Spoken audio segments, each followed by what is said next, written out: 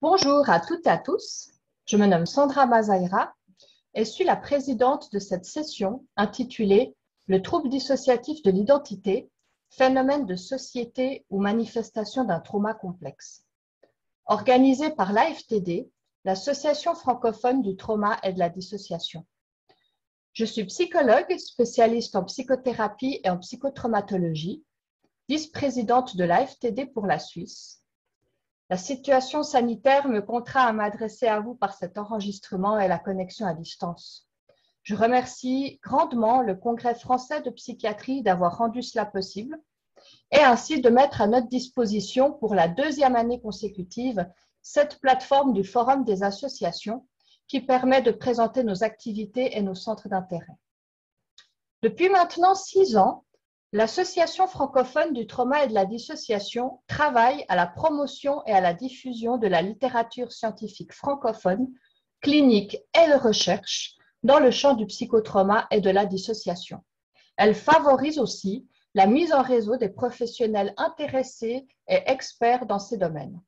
Ceci dans le but de favoriser l'accès au plus grand nombre à une compréhension approfondie des troubles dissociatifs d'origine post-traumatique, de leur genèse, leur thérapeutique, malheureusement encore trop souvent méconnue.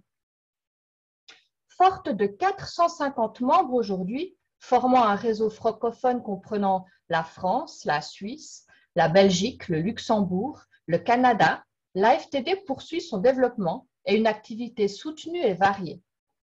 Comme par exemple en ayant supporté la création de la Revue européenne du trauma et de la dissociation, revue francophone et anglophone, portée par les éditions Elsevier, référencée sur Scopus, devenue une référence de choix dans le domaine. Par exemple aussi en encourageant les auteurs francophones par la remise des prix AFTD-ESTD. Elle participe aussi à la création, par exemple, d'un diplôme universitaire intitulé « Dissociation, troubles dissociatifs et prise en charge thérapeutique », en collaboration avec l'Université de Lorraine, le Centre Pierre-Janet et l'École des psychologues praticiens de Paris. La première volée débutera en 2022. Elle met aussi sur point les traditionnelles journées de conférences de l'AFTD et leurs ateliers cliniques, agendés systématiquement à fin mars, toujours sur des thèmes d'actualité. Par exemple, cette année, à Metz, sur le thème des violences sexuelles au regard de la dissociation. Prochainement, pour mars 2022, à Saint-Malo et en visioconférence, sur le thème deuil, trauma et dissociation. En 2022, à Paris, sur le thème qui nous intéresse spécialement aujourd'hui, quand le trauma divise, le trouble dissociatif de l'identité en 2020, auquel ont participé 7 conférenciers et près de 500 participants en ligne. De ces journées ont découlé une série d'articles dans la revue L'Information psychiatrique et surtout la rédaction du premier livre en français chez Duno sur la thématique « Évaluer et prendre en charge le trouble dissociatif de l'identité », dont la parution est attendue pour février 2022, sous la direction d'Éric Binet, président de l'association, et notre premier conférencier de ce matin. Alors, le trouble dissociatif de l'identité, phénomène de société ou manifestation d'une traumatisation complexe. Vous l'aurez compris, le titre choisi pour cette session est volontairement provocateur. Nous n'en soutenons pas l'ambivalence, puisqu'à l'heure actuelle, la littérature et la recherche, la clinique et les neurosciences étaient sa réalité clinique. Pourtant, malgré ces données et malgré la reconnaissance formelle dans la nosographie internationale et de longue date, le trouble dissociatif de l'identité souffre encore, du moins en pays francophones, d'une forme de scepticisme, probablement soutenu par des épisodes de vulgarisation médiatique outrancière, fantastique, mais aussi par un défaut d'accessibilité à la formation dans ce domaine, notamment en psychiatrie et en psychothérapie. Aussi, faut-il le dire, la réalité du trouble dissociatif de l'identité est appréhendée comme l'une des conséquences les plus sévères d'une maltraitance infantile répétée, parfois organisée, durement entendable, difficilement élaborable, et qui nous interpelle tous au niveau professionnel, personnel, mais aussi qui relève de dynamiques sociales tendant à compliquer la discussion du thème. Les mouvements populaires récents, hashtag balance ton porc ou mémoire traumatique ou même inceste MeToo, ont précipité une reconnaissance, peut-être une réalisation progressive de l'ampleur de la violence envers l'enfance. Des concepts cliniques de sidération, de dissociation péritraumatique ou même d'amnésie dissociative ont fait leur entrée sur la scène publique. De même, il y a peu, la FTD s'exprimait au travers des lignes d'un article dans le Figaro portant sur le trouble dissociatif de l'identité comme conséquence de maltraitance infantile sévère. Dans notre champ professionnel, bien sûr, ces concepts ne sont pas récents. Il en est de même du diagnostic de trouble dissociatif de l'identité. Il en est de même du concept de dissociation.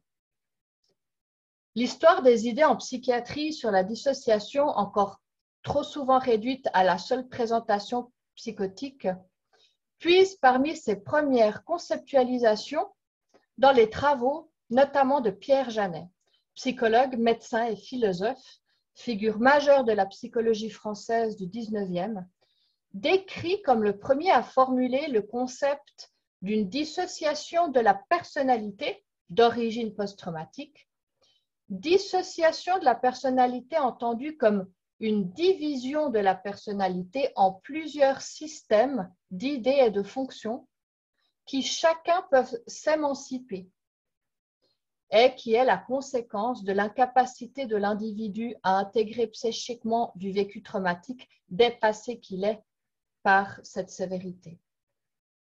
Il est intéressant de noter que la dissociation au sens janétien, contextualisée dans le champ du trauma, s'articule de manière très intéressante non seulement avec la nosographie internationale actuelle, mais aussi avec les récents apports des recherches en neuroimagerie du trouble dissociatif de l'identité, ce qui sera l'objet de notre deuxième conférence.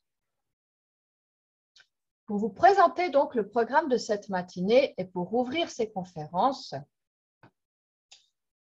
Monsieur Éric Binet, psychologue clinicien et psychothérapeute, spécialisé en psychotraumatologie, maître de conférences à l'École des psychologues praticiens de Paris, président de l'Association francophone du trauma et de la dissociation.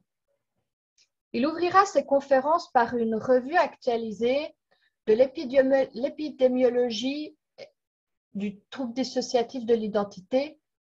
La littérature, études, cliniques et recherches confirment aujourd'hui la réalité clinique du trouble dissociatif de l'identité. Présenter ces données actuelles est indispensable à la promotion de son évaluation et de sa thérapeutique, ce auprès d'une majorité de professionnels de terrain qui, malheureusement, la méconnaissent encore trop.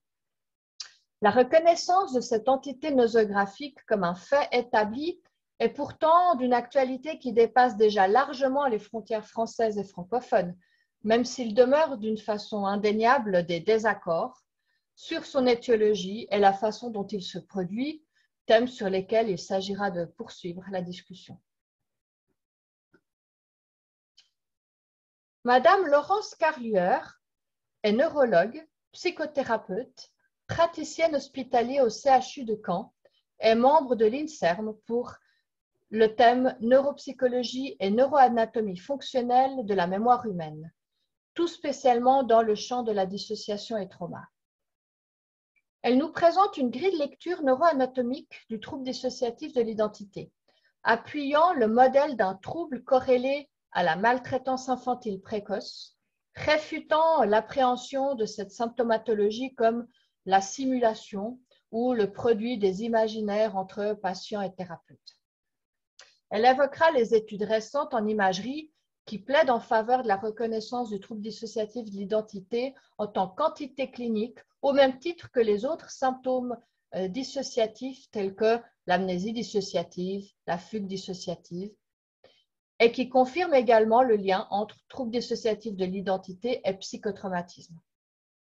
Plus particulièrement, elle nommera les recherches de Reinders et collaborateurs, identifiant des profils d'activation cérébrale différents entre patients présentant un diagnostic de TDI et des acteurs simulateurs. Et cela en recourant à la tomographie par émission de positrons. Elle présentera les études de Chavani et collègues, confirmant la corrélation et les différentiels entre traumatisme, troubles d'état de stress post-traumatique et troubles dissociatifs de l'identité, au travers de l'observation de la substance grise corticale et sous-corticale, des noyaux gris centraux et plus particulièrement du striatum impliqué dans la genèse des troubles dissociatifs. Finalement, nous entendrons Madame Emmanuelle Vaulacroix, psychologue clinicienne et psychothérapeute, superviseuse et enseignante dans le domaine de la psychotraumatologie et des addictions. Elle bouclera la série de conférences par un retour à la pratique clinique, explicitant la transposition de la théorie à la thérapeutique, ce qui est une démarche qui est chère à la FTD. Pour ce faire, Madame Vaulacroix présentera l'analyse de cas d'une patiente suivie en psychotraumatologie, présentant un tableau complexe de troubles dissociatifs de l'identité avec comorbidité d'autres symptômes dissociatifs, notamment une dissociation somatoforme contraignant la patiente à rester en chaise roulante depuis plus de 10 ans. Le traitement consistera en l'acceptation du diagnostic, le dépassement des phobies de son vécu intérieur et de ses symptômes schneideriens, ce qui permettra la levée de nombreuses amnésies dissociatives. 2 séquences vidéo permettront d'illustrer l'analyse de cas, de constater une progression importante grâce à la psychoéducation et à une importante application dans la psychothérapie et à un dépassement de la phobie du lien d'attachement de la patiente envers la thérapeute. Ce programme est passionnant. Les contenus sont étayés tour à tour par la littérature scientifique, la recherche en neurosciences et leur contextualisation dans la pratique clinique, puisque là sont les conditions essentielles remplies de la création du trouble dissociatif de l'identité en tant que réalité clinique et entité nosographique dans le champ de la psychiatrie et de la psychothérapie. Je me réjouis que ces connaissances soient diffusées et rendues accessibles au plus grand nombre de cliniciens. En Suisse, particulièrement en Suisse francophone, quelques pionniers, fondateurs et membres de la FTD par ailleurs, ont largement participé et continuent de participer de cette spécialisation en psychotraumatologie des cliniciens. Le réseau des praticiens et des spécialistes s'étoffe, nourrissant alors des pratiques thérapeutiques spécifiques et innovantes. Je vous invite à visiter notre site aftd.eu pour en apprécier tous les dynamismes et la volonté de l'association d'un positionnement de pointe dans le champ du trauma. C'est maintenant avec enthousiasme que je passe la parole aux conférenciers qui, j'en suis persuadée, finiront de susciter votre intérêt pour la clinique du trouble dissociatif de l'identité. Je vous souhaite une enrichissante matinée.